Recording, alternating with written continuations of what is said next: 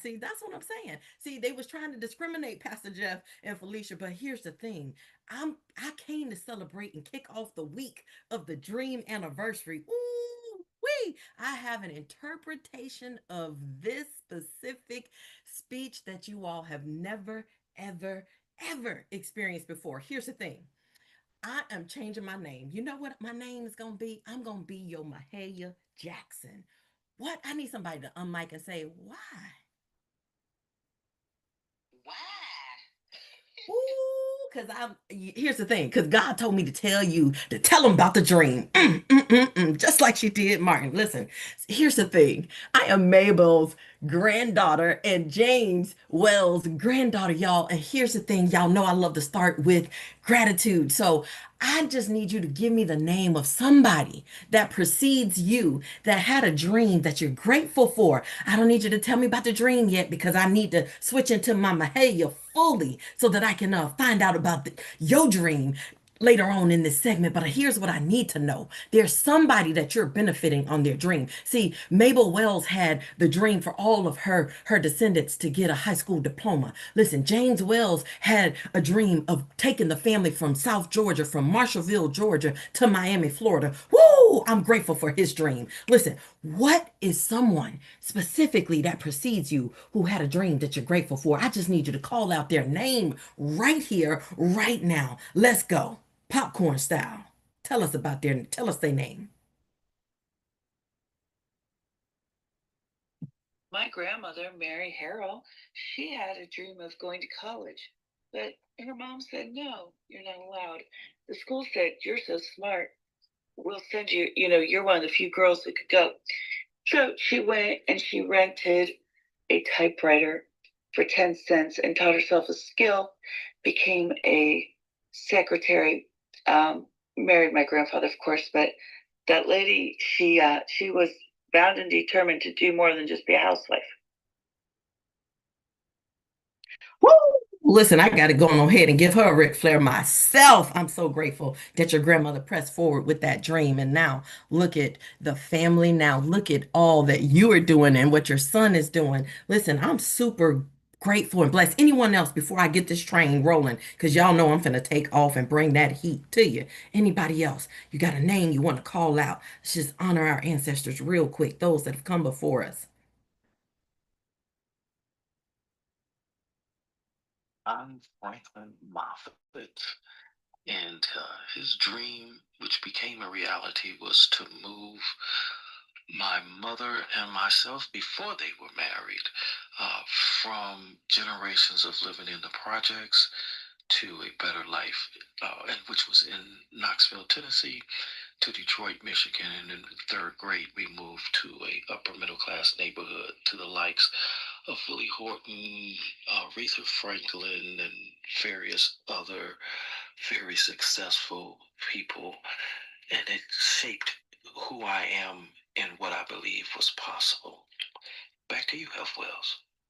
Woo! I'm so grateful for her dream as well. Let's go. I'm so grateful. Y'all know two is my favorite number. So here's the thing I need y'all to understand.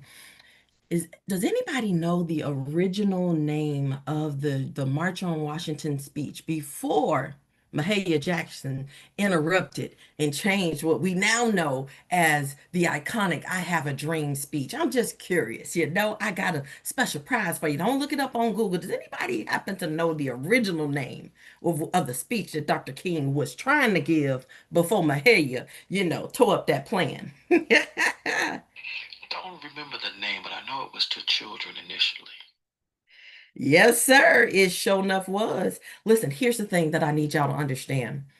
Dr. King had a trusted advisor. You know how we have folks that we look up to and we respect what they have to say. So, he didn't think that the dream speech was going to go over too well. And Dr. King, that's a speech that's fine and good for the young people. You know, you can get that to them. You keep giving them that. So the speech that Dr. King was actually attempting to give at the March on Washington, and you could see this the shift in his energy. If you guys ever just take the time and watch the full, speech from start to finish, at the March on Washington, it was called Normalcy Never Again. And I chuckled to myself. I was like, sure enough, things weren't gonna be normal ever again. But I don't know that it would have had the actual impact. I don't know that it would have embodied and be known in the way that we know that I have a dream speech. I am so grateful that God can place good people in our lives. Think about this, y'all. You're on the biggest stage of your life. Over 250,000 people there. This is prior to all of the technologies that we can use to market and get folks there. Listen, 250,000 people, and Dr. King gets a new speech pretty much overnight. And if you notice in the beginning, and I really hope and that you all will go back and watch the live footage. He's from the paper. He's reading from that paper quite a bit, which is not necessarily the his normal style of delivery. Even his cadence is a bit different because he's attempting to do the normalcy never again speech. But he had a friend. Ooh, he had a friend that here's the thing about I love about God. God never fails. There's a scripture, and I really truly I gotta give it to you, four different ways. It's from Habakkuk. Yeah. I said it. Y'all know I'm a little country. Habakkuk. If somebody could put it in the chat. Chapter 2, verse 3. Here's what it says, because this is what I know that hey, you're tapped into. You get what I'm saying? Listen, here's what the King James Version says about Habakkuk 2 and 3. It says, for the vision is yet for an appointed time, but at the end it shall speak and not lie. Though it tarry, wait for it, because it will surely come. It will not tarry. Listen, the Message Bible says, and then God answered, write this, write what you see, write it out in a big block letters so that it can be read on the run. The vision message is a witness pointing to what's coming. It aches for the coming. It can hardly wait, and it doesn't lie. If it seems slow in coming, wait.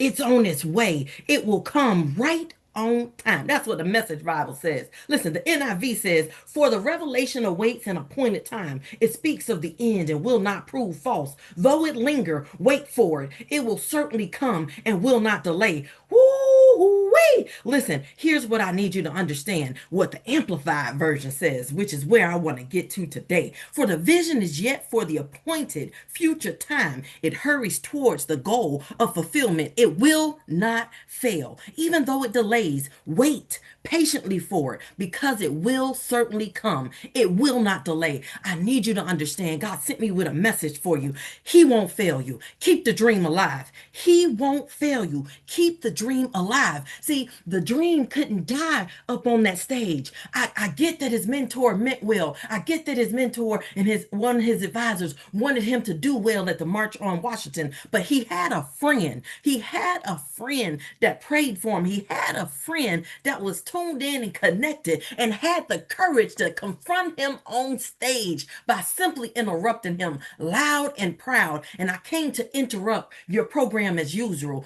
loud and proud, and tell you to tell him about the dream, just like Mahalia did for Martin. Listen, she said, tell him about the dream, Martin. She called him by his first name. She ain't even call him doctor. She said, tell him about the dream, Martin.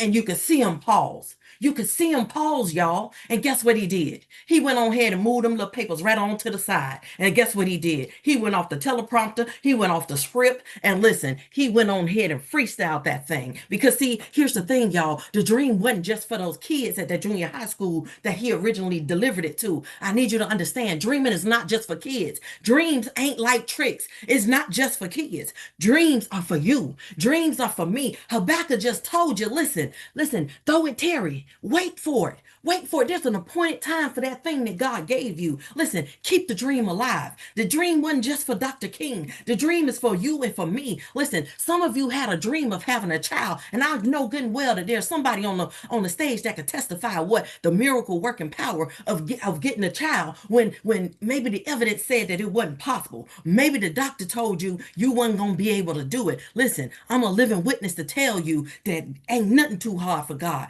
God won't fail you. Listen, you better check out the song by Bruce Parnham. Listen, he won't fail you. I need you to understand. He won't fail you. Listen, that business that you wanted to start, that podcast, that show, maybe that interview, maybe there's a certain financial amount of money that you want that here's what I need to make sure that you understand. He won't fail you. Listen, I understood back in 1986 when I had one of my most prized things that I wanted, which I told y'all a story about that Cabbage Patch doll. Listen, what y'all don't understand is that I grew up not just poor, as John say, I grew up poor in America. I know it's hard for many people to understand that there are folks that can grow up hungry in America, that there are folks that can grow up that don't have enough, to even have lotion. Do you guys understand? Like, we had to make soap. We was that poor, working poor. Like, I mean, poverty that you can't necessarily imagine. Poverty that I couldn't share with my friends.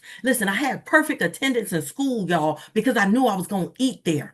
But I still had a dream for something that seemed impossible at the time. If my family had to choose between, keeping a roof over our head and paying the electrical bill, which meant that me and my cousins had to go to bed hungry many a night, and that there were days that it felt like my stomach was gonna literally reach through the back of my spine. I was that hungry, y'all. I was that hungry. I ain't talking about there was something to eat and I was, just being picky or bougie. I mean, there was absolutely nothing, no condiments for me to eat, nothing in the refrigerator, nothing other than water. So I need you to understand. I understand the power of God not failing you. Because, see, He didn't fail me. He didn't fail me. Not one of those gunshots that I used to be dodging from in my neighborhood got me. Listen, I need you to understand. I didn't die from starvation. Here's the thing about what God showed me with getting that Cabbage Patch. It took, listen, a year and a half, almost 2 years for me to get it. He showed me that He heard my prayers. He showed me that He don't fail.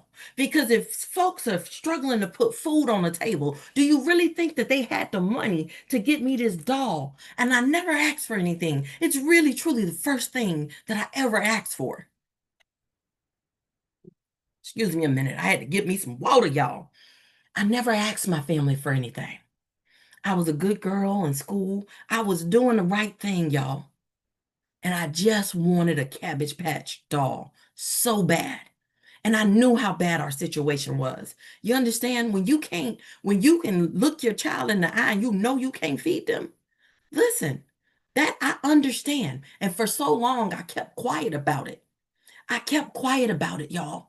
But I hoped against all hope, and God answered my prayer. I got that Cabbage Patch doll. I didn't give up hope, and I need you guys to understand. Just like, I don't know if you understand what it's like in a small child's mind when you hoping for something and you praying for something, and almost 2 years. This started in 1984. 84 came and went. 85 came and went, and guess what? In 86, I got that miracle. I got that. And guess what? Our financial situation hadn't changed. But God made a way. And I got my doll. And here's what I need you to understand. I did the same thing with books in the hood. Listen, I didn't have everything that I needed, but I got started. I understood the power of a book because those books helped me to travel in my mind. We didn't have no money to be buying me no books. So my first book came from a stranger. My first book came from somebody else. See, here's what I understood that I held on to that kept me safe and kept my mind in the midst of all of that trauma and poverty is that she said I could travel anywhere. The librarian told me I could go anywhere with a book, that I could travel anywhere that book could take me in my mind. And so I kept wanting to get Curious George books after books after books. And I'm telling you, the impact of that, those summers where I would get nervous because I didn't know how I was going to eat. See, when school was in, I felt all right because I knew I was going to eat at school. But see, when you're talking about when school is out for 2 weeks, when you had spring break and you're out, or God forbid, if you had a hurricane closure, I was worried. It wasn't just about the school. It was that I knew that I was not going to eat possibly for 2 or 3 days, y'all. And that's not an easy thing for me to share. But in August of this month, when I saw a family of 8 coming in to our first distribution that most of y'all helped me make come to pass, I saw that same look that I had. And I said, I gotta tell them. See, you can't heal what you keep trying to conceal. You got to tell them about the dream. And I had to tell them, listen, I didn't start here and I ain't even where I want to be yet. But here's the thing, there's a process. God took me from the hood to the beach. Listen, this ain't where my story started. I started out hungry. I started out running and ducking from gunshots. I started out seeing neighbors getting stabbed. I'm telling y'all, I started out being hungry in America and too scared to share that with anybody because I didn't think they would believe me. And not only that, it was looked at as like I would be snitching on my family and let my family down. So I need y'all to understand books in the hood come from a real place. I keep that dream alive. There's something inside of you that you are meant to do. Though it tarry, wait on it. Wait on it. Listen, me and my students we went through some challenges trying to get this thing off the ground. But though it tarry, listen, wait on it. It will come at the appointed time. I wasn't even sure that we could do all that we were going to do for this Thursday for part 2 of the distribution because that was 480 kids that these people told me they had. I was like, I don't got the provisions to help 480 kids after the distribution that we just did, Lord. But God had a ram in the bush yesterday in LOD. I need you to understand that Yolanda and her husband was a blessing to us. And other people started stepping up. And people like Dr. Jeannie and others started sending us even some more books and crayons and coloring books and things like that. Listen, though it tarry, wait on it. Wait on it. Habakkuk 2, I need you to understand God never fails. Whether you believe in him or not, it's still the truth. God never fails. God never fails. You are not a failure. You here on purpose. You won your most important race, and I need you to understand that. Listen, I don't care what the health challenge that's coming in your face. Maybe your business is challenged. Maybe you can't make your payroll, or maybe it's not growing at the rate that you want it to grow. Listen, just like Dr. King said, I have a dream. Listen, I need to do what Mahalia did for Dr. King and tell him about the dream. Keep that dream alive. God won't fail you. God never fails. He won't fail you, whether you believe it or not. God won't fail you. Though it tarry, that dream might be tarrying right now. That vision might be tarrying. It may not be coming as fast as you want it. Maybe it ain't even coming the way that you thought it was going to come. But guess what? As always, it's going to come, and it's going to come to pass. He never tarries. The thing that God gave you to do, that thing that you know that you know that you know that you're supposed to be doing. Listen, I need you to tell them about the dream. You got to stop trying to conceal that thing. I had to be honest. I was hungry in America, y'all. Books in the Hood happens on December 27th because here's what I need you to understand. After Christmas and all of the stuff and all of the cookies and stuff that you can glean and people are giving to you, guess what? I had to think about how was I going to eat for the next 7+ days. That's why books in the hood won't change. See, because I had people saying, oh, people are going on vacation. Maybe you should change it and maybe you can get more volunteers and stuff like. I was like, I ain't worried about them. You think I went on vacation? You think I was going somewhere? The kids that I'm serving, they stuck right there. They stuck in that trailer park. They stuck right there, in their hood. They stuck in their project. They stuck in their neighborhood. They ain't going on vacation. You know what happened for them in the summertime? They right there, hoping that there's gonna be a free lunch program open and that a school eventually gonna open up and serve at least lunchtime so that they can get some food. Do you guys realize when I put out like savory, ramen noodles, which I'm not a fan of. Y'all know how I feel about processed foods, but people are in dire straits. They go for that before they go for the chips and the other, things that kids like because I understand that at the start of summer and that at the start of spring break, I understand with that food insecurity. And you can sit and you can say, oh, well, why the parents ain't doing this and that? I thank God that Miss Grant didn't worry about why my mama couldn't pay for the lunch fee that I was supposed to be paying when they changed how that free lunch program was going to go, because I wasn't going to be able to eat. And I kept showing up and I told her I'll wash the tables. I need you to understand, because I knew I needed to stay in school. I knew the school was going to be away also that I was going to help my family. I had to keep that dream alive. What's your dream? What's your dream? Keep the dream alive. Dr. King, he kept the dream alive. He told it to the young folks. He carved that speech. He made sure to deliver it to them. But Mahalia saw something in Dr. King. She knew that he needed to share that dream with others. And so I come to you today to ask you, what's the dream? Keep that dream alive. I need you to share the dream. Somebody on the stage, you need to speak that dream forward. So let me be your Mahalia Jackson and give you a moment. And I'm going to open up these mics and I need you to tell them about the dream. I'm Health Wells. Who would like to go first? Woo! Woo, we help. Thank you, thank you for being so vulnerable. I heard you say it's not easy for you to share that part, and I don't think, many of us truly understood the roots of books and had understood that you came from a tough place, understood you waited for a Cabbage Patch doll, understood you dodged some bullets, understood things weren't quite easy sometimes, understood you were the troublemaker and your aunties were always after you, but really, really, really, really understand it. So thank you for that. Thanks for really sharing that vulnerable side that I'm sure is not easy. And that many of us will never even be able to understand. Oh, I'm hungry. I've never been truly hungry. So it's not something, I can't even imagine. But what it just breaks my heart when you said a mother looking in their child's eyes, because the kind of mamas we are. Like, that part got me. I'm like, oh my God, if I had to do that, I don't know what I'd do.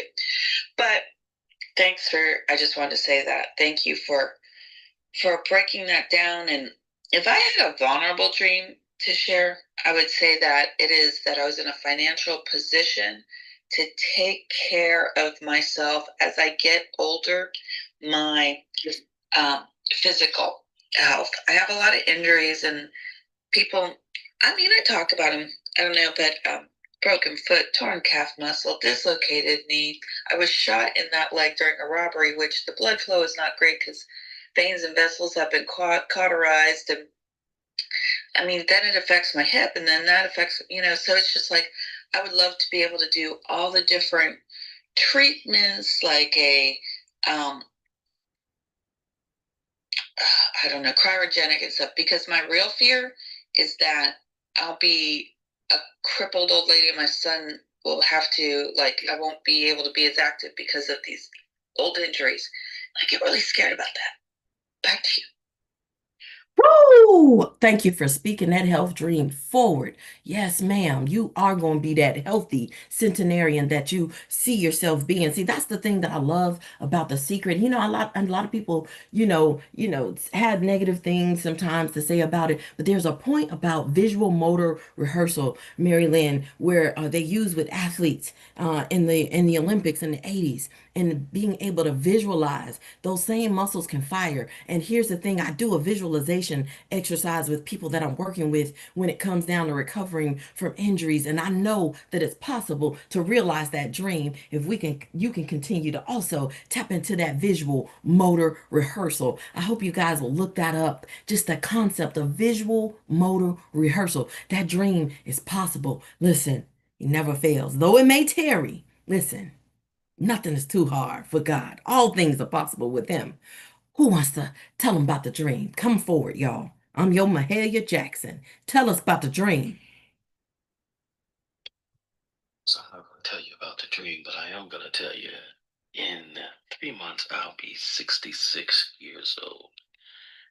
And you brought a realization to my mind today that I have never had. And that is that as a child, I was hungry and cold in America. I mean, mayonnaise sandwiches, and then the mayonnaise sandwiches leave, and then there's no lights on, so there's no light in the refrigerator. Didn't have to dodge bullets but just understanding what it was like to be hungry, to be cold. And then even in that middle class neighborhood, my dad found some coal in Detroit, Michigan. I still today don't know where he found it from. And I did homework by candlelight. Thank you for bringing the realization to me. The dream is still alive. Thank you.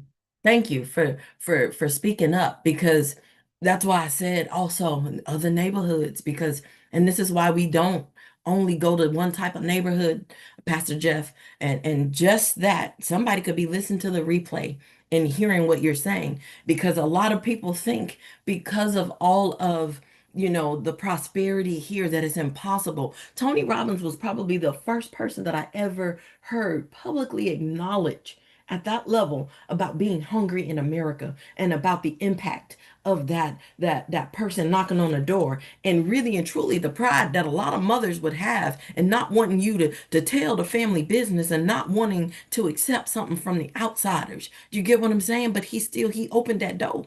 He opened that door and took that food in so that they could eat. Hunger in America is a real thing for a lot of children, y'all. There's a lot of working poor families that don't qualify for food stamps, that don't have the opportunity to get to a food bank. There are young children that are sitting at home and they can't tell others because they know that they'll get a beat down if they tell, or they'll get taken from their families. And so they hungry. That's why I don't turn kids away that come to my classroom asking for food, because I understand it. And they know that I won't tell on them.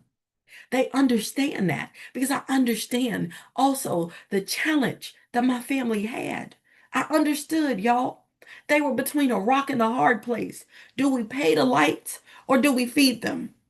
Do we pay to keep this roof over the head or do we feed them? There were just times there weren't enough. I'm not saying we were hungry all year round. What I am saying though is that there were a lot of days that just was not enough. And so I'm saying to you, so when I ask you to help me put books in the hood, and when I ask you to send us some snacks or some water for these kids, it's coming from a real place because I understand. I'm not worried about what their parents doing or not doing. I'm not worried about whether they got their nails or their hair done. What I'm seeing is that child. That's what I'm paying attention to, y'all. Who want to tell us about that dream? Health, I just want to encourage you again, even as we briefly shared yesterday, that it's more than books. What you're doing is so impactful, and I know, it looks like you're gathering books and it's just part of it, but you really are changing lives. I remember being that girl in a one-bedroom apartment. That's what you made me think of with my parents. I didn't even know we were in dire straits, but I knew I loved people. And books were my gateway to the world. Those stories. I'm not going to date myself, but those stories that we were reading. I can't even think of that one series. But with that said, it always made me see beyond my circumstances. And I didn't know, it was just something in me. I didn't know, I didn't have any clue that I could not do this, or wasn't expected to do that because of what our circumstances were. But I thought and I just had pulled it up, the quote. I always want to read this properly from him before. Whether you think you can, whether you think you can or you think you can't, you're right. And I know those educators made me think I can. So that was the difference for me. Back over to you. And thank you for all that you're doing. Woo! Thank you. Thank you. We have less than a minute. Want to make space. If you got a quick share, definitely go for it. And I'll see you on the other side of Glenn's message today. Thank you, Hope, that the dream that you have will not die, and God has heard the cry of your heart. And even as He has heard the cry of your heart, He will answer you so that your joy may be full.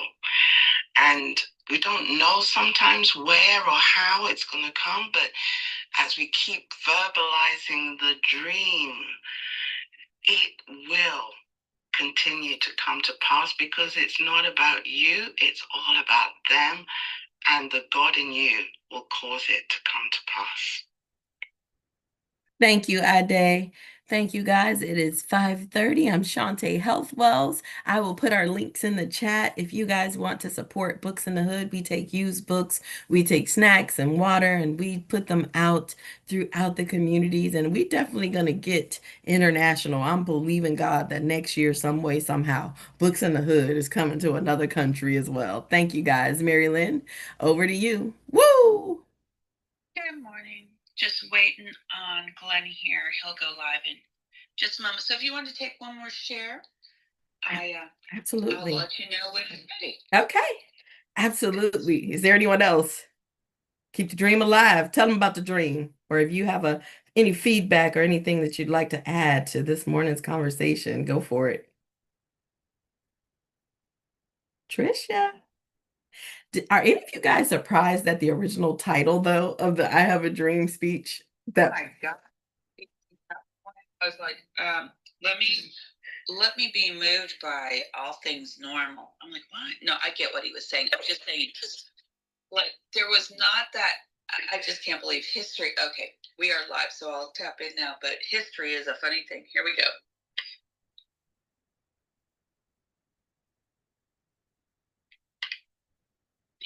We can't hear him. So hold on a second. He's messing with his sound. Well, he's looking at the screen all crazy. Hold on. Make sure it's not me. No, he's like, what is going on?